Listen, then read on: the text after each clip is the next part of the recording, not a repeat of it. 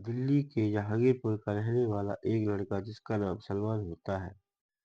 सलमान ऐसी लड़कियां एवं महिलाओं को निशाना बनाता था जो कि लड़की या महिला अकेली होती थी और जिन्होंने सोना पहना हुआ होता था, चाहे कान में कुंडल हो या गले में सोने की चेन।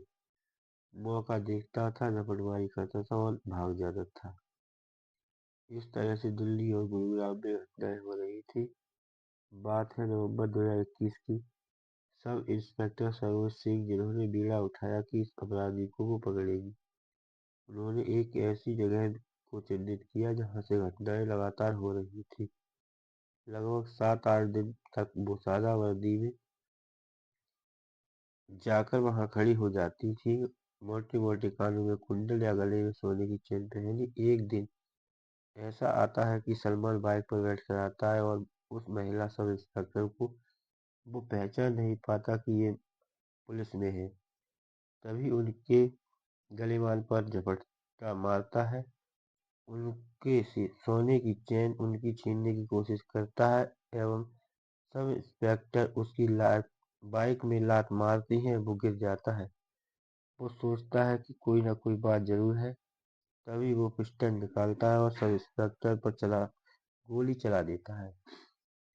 बच जाती हैं सब इंस्पेक्टर, लेकिन बीच बचाव में जब वो अपना बचाव कर रही थी, गोली चलाती हैं, सलमान घायल हो जाता है, पकड़ा जाता है। ये किस्सा बहादुरी का अखबारों में और सोशल मीडिया पर खूब वायरल हो रहा था।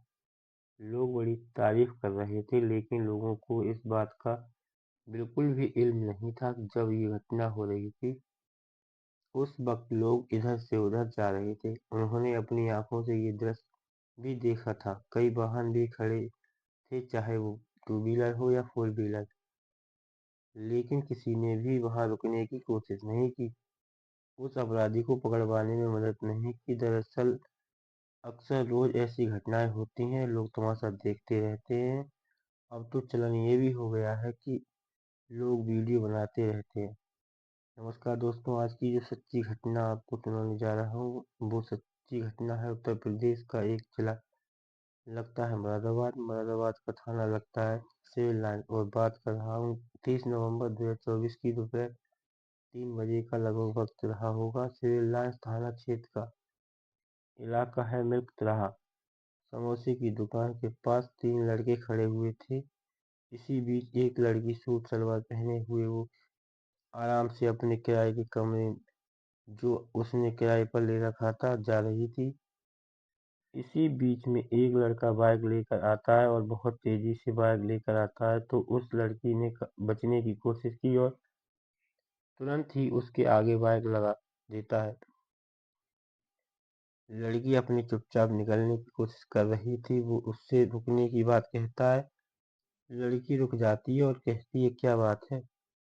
लड़का कहता है, मेरी बाइक रुक गई है, तुम इसे स्टार्ट कर सकती हो? लड़की कहती है, कैसी बात कर रहे हो?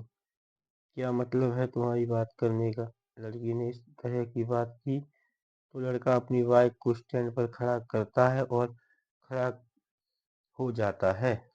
जब लड़की ने कहा, दूर हट जाओ और पास आने की कोशिश मत करना, जैसे ही लड़का उसके गलेमाल पर हाथ डालने की कोशिश कर रहा था, छेड़ने की कोशिश कर रहा था, तो लड़की ने उसे हाथ से पुश किया, पीछे हटाया, तो लड़के को इतना बुरा लगता है कि उसने लड़की को एक के बाद एक थप्पड़ मारने शुरू कर दिए।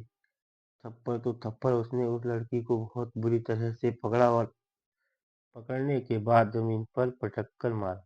हालांकि उस वक्त सड़क पर एक बुजुर्ग आदमी आ रहे थे। बुजुर्ग आदमी ने देखने के बाद वह उस लड़के को, जो कि उस लड़की को गिरा कर रखे हुए था, हटाने की कोशिश कर रहे थे। लेकिन बुजुर्ग आदमी करते तो कर भी क्या सकते थे, क्योंकि वो लड़का जो ताकतवर था, उसकी उम्र लगभग 22-23 साल रही होगी और वो अपनी ताकत लगाने की पूरी कोशिश कर रहा था।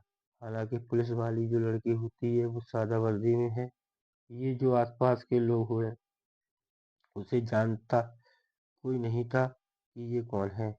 इसी इसी बीच में लड़की ने हिम्मत जुटाई, खड़े होने की कोशिश की, लेकिन बार बार फिर लड़का खड़ा होता है और नाले की तरफ उसका सर मारता है और फिर से उसे मारने पीटने की कोशिश कर रहा है। लड़की ने हिम्मत नहीं हारी। जब हिम्मत नहीं हारी तो लगातार उससे फाइट करने की कोशिश कर रही थी। इसी बीच में लोग आते हैं और जो लड़का उस लड़की को गिराकर और फटक कर मारा था, उसने दीवार में मारा था। उसका जो सर था उसने नाले में देने की कोशिश की थी। तभी उन लोगों ने रोकने की कोशिश की, हटाने की कोशिश की। तभी एक और लड़का आता है। जब एक और लड़का आता है तो उस लड़की ने फिर से हिम्मत जुटाई, क्योंकि वो जानती थी नियम क्या है, कानून का पालन कैसे किया जाता है और इन लड़कों को कैसे पकड़ा जाए। उनकी बाइक की जैसे ही वो फोटो लेने की कोशिश कर रही थी, तभी तीसरा लड़का आता है।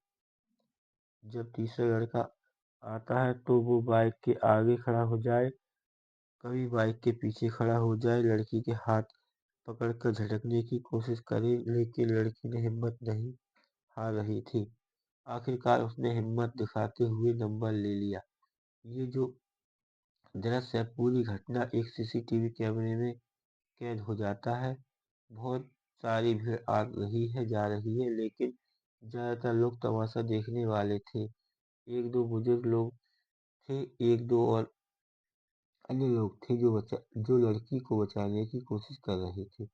एक एक करके बारी बारी से तीन लड़का आते हैं और उस लड़की से अभद्र व्यवहार करने की कोशिश कर रहे थे, लेकिन लड़की ने हिम्मत नहीं हारी और हिम्मत जुटाई, बाइक फोटो खींच लिया।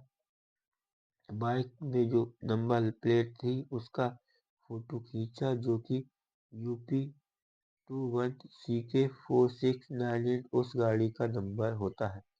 उसके बाद काफी भीड़ इकट्ठा हो जाती है। जब भीड़ जुट जाती है तो उसके बाद एक लड़की और आती है, जो कि तीन लड़के हैं, उनकी बहन है या परिवार की कोई सदस्य था, और जो उस लड़की के साथ वो गाली गलौज करने लगते हैं। इसी बीच में भीड़ में से आवाज आती है, जिसके साथ तुम अभद्र व्यवहार कर रहे हो, जिसके साथ तुम लड़ने की कोशिश कर रहे हो, दरअसल तुम्हें पता नहीं कि ये लड़की है कौन। पीछे से आवाज आती है, कौन है? दरअसल ये उत्तर प्रदेश पुलिस में महिला आरक्षी है, यानी कांस्टेबल है। अगर पुलिस को पता चलेगा तो आखिर तुम्हारी खैर नहीं है। बस इतना सुनना था कि उसके बाद वहां भगदड़ मच जाती है। जो भी आरोपी होते हैं वो यहाँ से मौका पाते ही भाग जाते हैं। लेकिन इस बीच में भी जब वो लड़की बाइक का फोटो खींच रही थी, फोटो खींचते समय लड़का कभी बाइक के आगे, कभी बाइक के पीछे उसे रोकने की कोशिश कर रहा था, लेकिन लड़की ने हिम्मत जुटाई, उसको एक के बाद एक कई चांटे मारे। यहाँ हिम्मत जुटाई सबसे बड़ी बात तो यही होती है कि वो तीन लड़के और वो एक अकेली लड़की सादा वर्दी में होती है। उसके बाद भी वो हिम्मत नहीं हारती, हिम्मत से काम लेती है।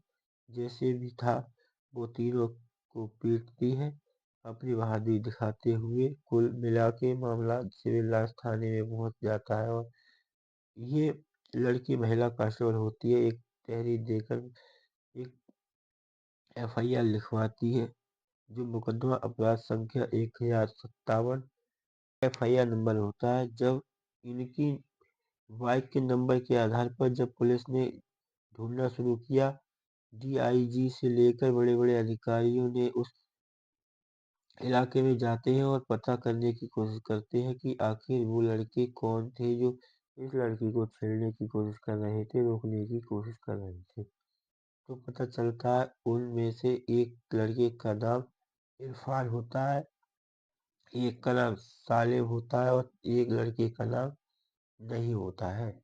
जो लड़की आती है वो नईम की बहन होती है। आखिरकार चार के नाम जल्द मुकदमा दर्ज कर लिया जाता है और 5-6 लोगों के खिलाफ अज्ञात में मुकदमा दर्ज होता है। पुलिस भी ताबड़तोड़ गिरफ्तारी करना शुरू कर देती है। आखिरकार उनको गिरफ्तार कर लिया जाता है। ये भी बताया जाता है इनमें कुछ धाराएं सामान्य थी। शायद ये जो पुलिस जांच करती है, उसमें ये साबित नहीं कर पाती थी कि छेड़छाड़ जैसी घटना को अंजाम दिया जा रहा था।